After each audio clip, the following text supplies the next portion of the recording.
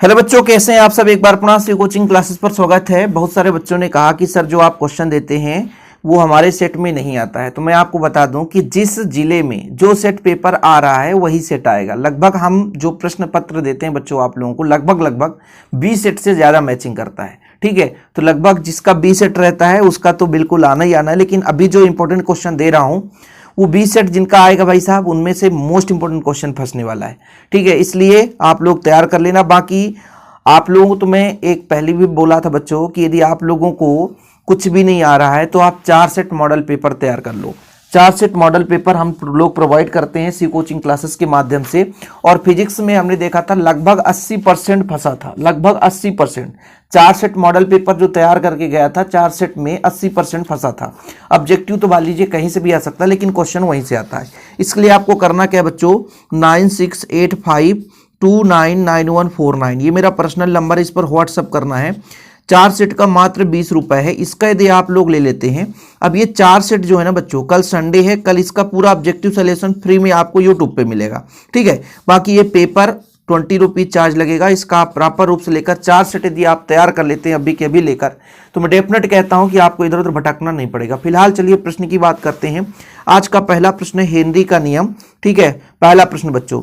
दूसरा प्रश्न है हमारा आदर्श अनादर्श विलयन में अंतर और मोलरता मोललता की परिभाषा। जिन बच्चों को स्क्रीनशॉट लेना तो ले सकते हैं, बाकी आप लोगों को कोई दिक्कत नहीं है। राउल्ट का नियम 2 नंबर में आ जाएगा, लेकिन बच्चों इसके अपेक्षिक अवनमन के लिए क्वेश्चन तो आना ही आना है कि राउल्ट के नियम को समझाइए, सिद्ध कीजिए कि विलयन का अपेक्षिक वाष्पदाब में अवनमन विलयन में उपस्थित विलय के मोल प्रभाज के बराबर होता है। तो ये सारा चीज हम यूट्यूब पे ऑलरेडी वीडियो प्रोवाइड कर दिए हैं। आप लोग सर्च करोगे राउल्ट के नियम, है ना, तो राउल्ट का नियम बच्चों हर साल हमने कराया है, आप लोग वहां से देख सकते हैं। ओके, अगला क्वेश्चन बच्चों, प्रसरण दाब का चित्र कभी कभी पूछ लिया जाता है तो तैयार कर लेना। बाकी इतना ही चैप्टर जो आपका सोल्यूशन है बिलियन से। आगे चलते हैं, विद्युत रसायन से जो आपका क्वेश्चन पूछा जाएगा, ऑब्जेक्टिव क्वेश्चन हम आपको प्रोवाइड करेंगे, बिल्कुल चिंता ना करें। यहां पर बच्चों सबसे पहले हम बात कर लेते हैं क्वेश्चन के कोलरास का नियम। यहां से आएगा कोलरास का नियम, कहीं पे मिलेगा आपको, देखो ये फैराडे का नियम। ठीक है, दूसरा आपका नर्नेट समीकरण। ठीक, और भाई साहब आप लोग स्क्रीनशॉट ले सकते हैं और इसको आप लोग यदि रट्टा भी मारोगे तो नहीं होगा। इसके लिए आपको क्या करना है, हमारे यूट्यूब चैनल पे कोई भी टॉपिक सर्च कर सकते हैं, फैराडे के विद्युत अपघटन का नियम, तो आपको प्लेलिस्ट में भी मिल जाएगा और यूट्यूब पे सर्च करेंगे तो वो भी मिल जाएगा। ये कोलरास का नियम, क्योंकि भी परीक्षा बोर्ड वगैरह से आपको यहाँ पे दिक्कत होगी ना, तो क्वेश्चन मैं यहाँ पे समझा दिया हूँ। आप लोग क्या करो, सीधा यूट्यूब पे सर्च करो, जैसे संचारण किसे कहते हैं, संचारण के उपाय। अभी आपके पास पूरे के पूरे 1 दिन है और 1 दिन में आप बहुत कुछ पढ़ाई कर सकते हैं, सही है कि नहीं। और चैप्टर 3 से ही न्यूमेरिकल क्वेश्चन पूछा जाएगा, ध्यान रखना। आगे देखिए बच्चों, छद्मकोटि की अभिक्रिया क्या है। तो छोटे छोटे क्वेश्चन है, इसको आप लोग स्क्रीनशॉट के माध्यम से पढ़ सकते हैं। छद्मकोटि की अभिक्रिया, ठीक है। फिर बच्चों यहाँ पर आप देखिए अनुसंगता और अभिक्रिया की कोटि में अंतर, आणविकता और अभिक्रिया की कोटि जिसे बोलते हैं। ठीक है, तैयार कर लेंगे। आगे चलते हैं, अभिक्रिया की दर और दर स्थिरांक में अंतर, इसमें से 2 अंतर आपको तैयार करना है। और भाई साहब ये आपका अर्धायुकाल, तो अर्धायुकाल से क्वेश्चन पूछे जाता है। ठीक है, अर्धायुकाल से क्वेश्चन पूछा जाएगा, चाहे प्रथम कोटि के लिए आ जाए चाहे आपके शून्य कोटि के लिए आ जाए। ठीक है, इसलिए आप लोग अर्धायुकाल का क्वेश्चन पढ़ के जाना, अर्धायुकाल का क्वेश्चन पढ़ के जाना। ठीक है, कोई दिक्कत तो नहीं है। आर्हीनियस समीकरण, आर्हीनियस समीकरण इंपॉर्टेंट है बच्चों, और जिसका सेट बी था, लगभग प्रश्न आपको बहुत महत्वपूर्ण तो तरीके से आज तैयार कर लेना चाहिए। बाकी सभी को पढ़ना है भाई साहब, इन प्रश्नों को तो कोई नहीं छोड़ सकता ना। शून्य कोटि के लिए अर्धायुकाल, अर्धायुकाल से प्रश्न बनना ही बनना है। कुछ ऐसे टॉपिक्स होते हैं जहां से प्रश्न बनता ही बनता है, जैसे हर वर्ष पूछा जाता है यहाँ से लेंथेनेट संकुचन, ये प्रश्न पॉपुलर है और हमेशा पूछा जाएगा। इस चैप्टर में क्या होता है बच्चों, 2-2 अंक के बहुत सारे प्रश्न हैं। 2-2 अंक के प्रश्न कैसे, जैसे जिंक केबल +2 ऑक्सीकरण अवस्था दर्शाता है क्यों, यहाँ से 2-2 अंक वाले भरमार प्रश्न हैं और इन पर मैंने टिप्पणी वीडियो ऑलरेडी बना रखा है। अब अभी थोड़ा सा हाफ ईयरली हो जाए, इसके बाद आपका ताबड़तोड़ तैयारी शुरू होगा बच्चों एकदम बोर्ड एग्जाम के लिए। तो जो बच्चा पहली बार आया है चैनल पे, बोर्ड एग्जाम में ये समझो कि पेपर तो वायरल होगा नहीं, और जो होगा भी तो वो फेक पेपर वायरल होगा। आपको विधिवत तैयारी करके जानी होगी। तो भाई साहब यहाँ से 2-2 अंक वाले प्रश्न पूछे जाएंगे। यहाँ याद रखना आप लोगों को यहाँ से 2-2 अंक वाले प्रश्न पढ़ के जाना है। जैसे संक्रमण धातु रंगीन आयन बनाते हैं क्यों, संक्रमण धातु उनके अच्छे उत्प्रेरक होते हैं क्यों। ऐसा भी आ जाता है कभी कभी संक्रमण तत्वों के नाम लिखिए, तो आप लोग संक्रमण तत्वों के नाम जरूर तैयार करके जाना। ओके ठीक बच्चों, इस चैप्टर से ऐसे ही क्वेश्चन पूछे जाएंगे। अब चलते हैं अपन यहाँ पर अगले चैप्टर में कीलेट लिगेंड के बारे में। ये कीलेट लिगेंड पूछता है और आपका बच्चों कीलेट लिगेंड तो आप लोग देख लो, यूट्यूब पे जरूर सर्च कर लेना। शिव कोचिंग क्लासेस में हर एक वीडियोज अपलोड है बच्चों। बाकी आप लोगों की इच्छा है आप भी कैसा पढ़ाई करते हैं भाई। समाव्यपता से क्वेश्चन पूछा जाएगा। सबसे पहली बात आयुपेशी नामनक्लेचर पढ़ के जाना। 2 अंक आपका पक्का है क्योंकि किसी भी सेट से हो, जरूरी नहीं रहता कि यही आ जाए, पर आयुपेशी नामनक्लेचर आएगा, ये 100% श्योर है। 2 नंबर का प्रश्न यहां से डन है आपका। कभी कभी नाम भी दे देता भाई, नाम से आप इसका सूत्र बनाओ, तो इसे आप लोग हमारे चैनल के माध्यम से जाकर चेक करके पढ़ें। एक दिन आपके पास समय है, काफी अच्छे तरीके से पढ़ सकते हैं। तो इस चैप्टर में आयुपेशी नामनक्लेचर आपको छोड़ना नहीं है। साथ में समाव्यपता बच्चों, हमने कहा आयनीकरण समाव्यपता, आयनिक समाव्यपता, ठीक है, द्विक लवण संकुल लवण में अंतर, इतना प्रश्न इस चैप्टर से तैयार कर लेना, ठीक है, इतना प्रश्न।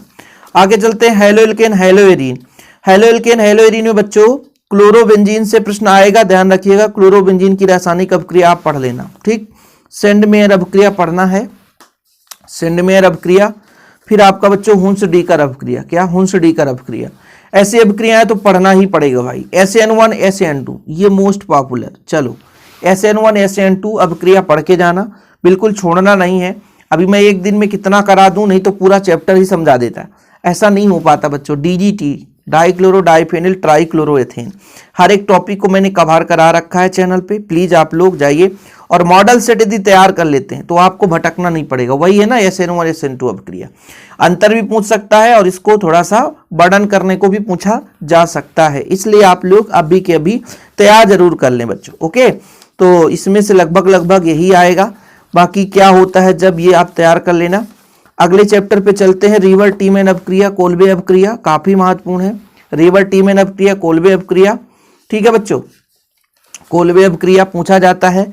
एल्कोहल फिनाल में अंतर तैयार करके जाना आप लोग, एल्कोहल फिनाल में अंतर, ठीक है। विक्टर मेयर परीक्षण पढ़ लेना आप लोग इस चैप्टर से, ठीक।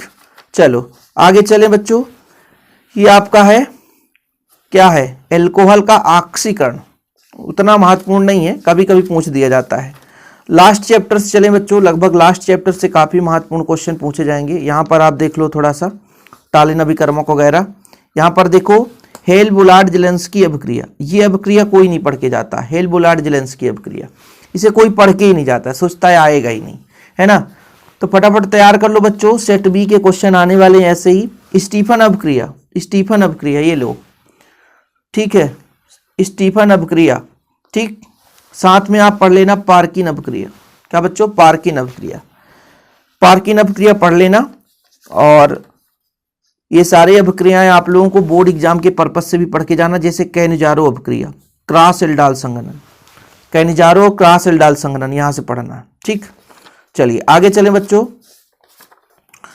एमीन, एमीन से इस बार आप कुछ भी नहीं पढ़ेंगे तो भी चलेगा, लेकिन जैव अणु से पढ़ के जाना। जैव अणु से क्या पढ़ना है, DNA RNA में अंतर, ये लो भाई स्टार लगा है, मतलब काफी महत्वपूर्ण है। एमिनो अम्ल का ज्यूटर आयन, ठीक है, एमिनो अम्ल का ज्यूटर आयन, ज्यूटर आयन वगैरह हमने पढ़ाया है। इधर भी इसका सोल्यूशन ध्यान रखना, ये ज्यूटर आयन है, ये ज्यूटर आयन है बच्चों, यहाँ से यहाँ तक ज्यूटर आयन, ठीक। इसके बाद आपका यहाँ पे पेप्टाइड बंध, पेप्टाइड बंध कैसे बनता है, अमीनो अम्ल के बीच में बनता है, एमिनो अम्लों के बीच में बनता है, ठीक है बच्चों, कोई दिक्कत तो नहीं है, तैयार कर लेंगे आप लोग इतना प्रश्न। इसके बाद रेशेदार प्रोटीन और गोलिकाकार प्रोटीन में अंतर, तो सेट बी में लगभग एक क्वेश्चन पूछा जाएगा, आप लोग तैयार कर लेना इतना प्रश्न तो भैया बनता है यार। बाकी आप लोग और कहोगे तो और प्रश्न दे दूंगा, फिलहाल इतना आप लोग तैयार करते चलें। 4 सेट मॉडल पेपर ले लें, इसका ऑब्जेक्टिव सोल्यूशन कल मैं पूरा दे दूंगा, चारों सेट का ऑब्जेक्टिव सोल्यूशन कल आ जाएगा। ओके, तो यूट्यूब पे भी आ जाएगा, आप लोग इसको तैयार करते चलिएगा। जय हिंद, वंदे मातरम।